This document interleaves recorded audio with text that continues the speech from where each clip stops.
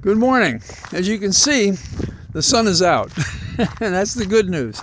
And there's really no bad news. Winter weather is something to be embraced, and you can't resist it. It doesn't do you any good. So the temperature, according to Thomas Jefferson, the homage that I pay to his efforts at keeping track of the weather, says it's 37 degrees out now. And believe me, it is 37 degrees. The wind is about 7 or 8 miles an hour. So that's our weather for the day. Our weather, political weather, is more difficult. At 8:30 this morning, President Biden issued an exceptional number of commutations of sentence, meaning reducing the sentence someone has, and pardons which erase the convictions.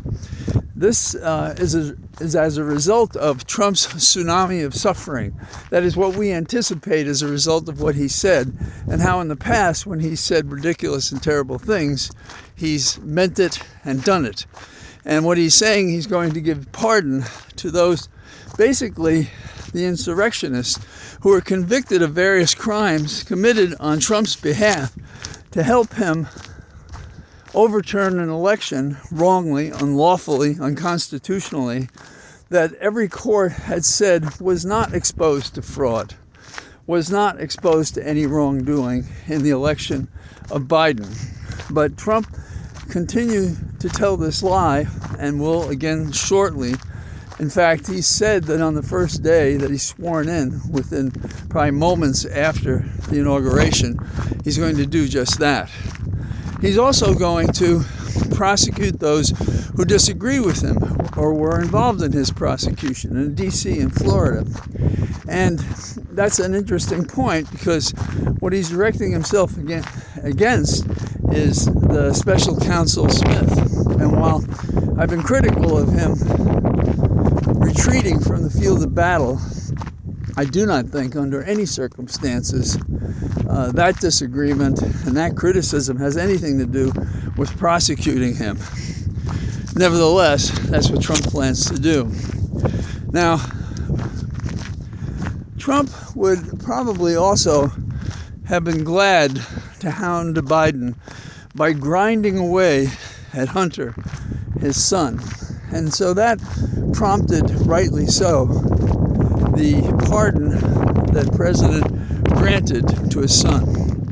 Some think there should be no pardon power, but in this day and age, it seems to me more necessary, even though it will be abused soon by Trump, while used rightly by Biden.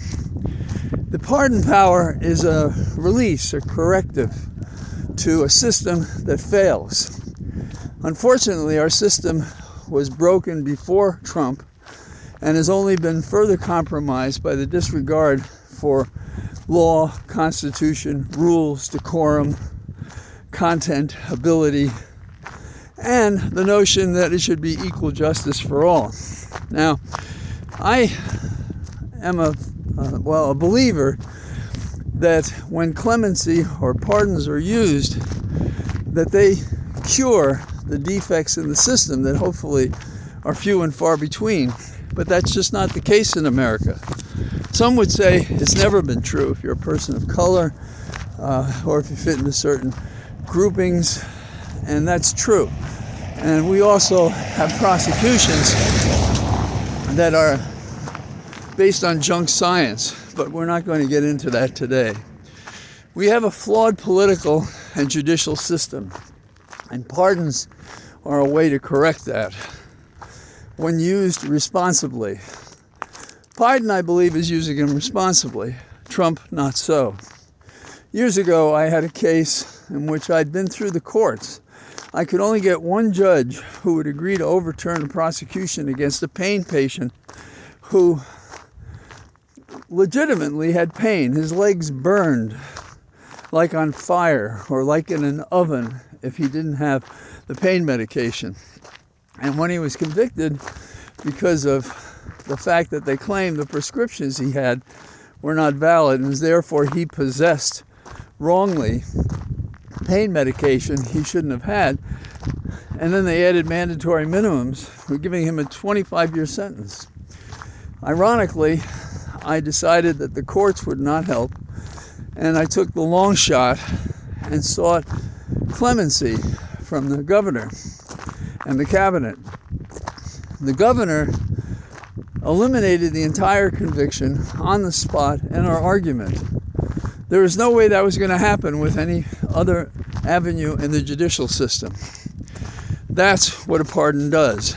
And that's what it does at the legal level, the judicial level, the administrative level. And what Biden did today, released at 8:30 a.m., was he commuted the sentences of 1,500 Americans. And these were Americans who were put in home confinement during the pandemic.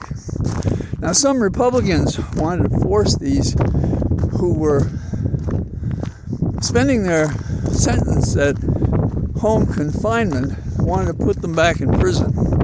That was resisted. And so those are who was pardoned today by Biden. Now, there were also those who were pardoned today. 39 were pardoned. In all cases, these were nonviolent crimes, and they involved some drug crimes, minor ones, of course, that is my understanding. So that you understand it, a commutation is when I take the sentence that you had and I shorten it or eliminate it, and that's what happened in this case.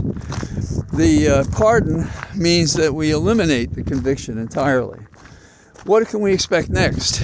Well, I hope that this campaign of anticipating the wrong-headed view of abusing the pardon by Trump will be offset to his other claims that he will prosecute those who investigated and prosecuted him or who criticized him, like now Senator Schiff in California, who's resisted accepting any pardon himself.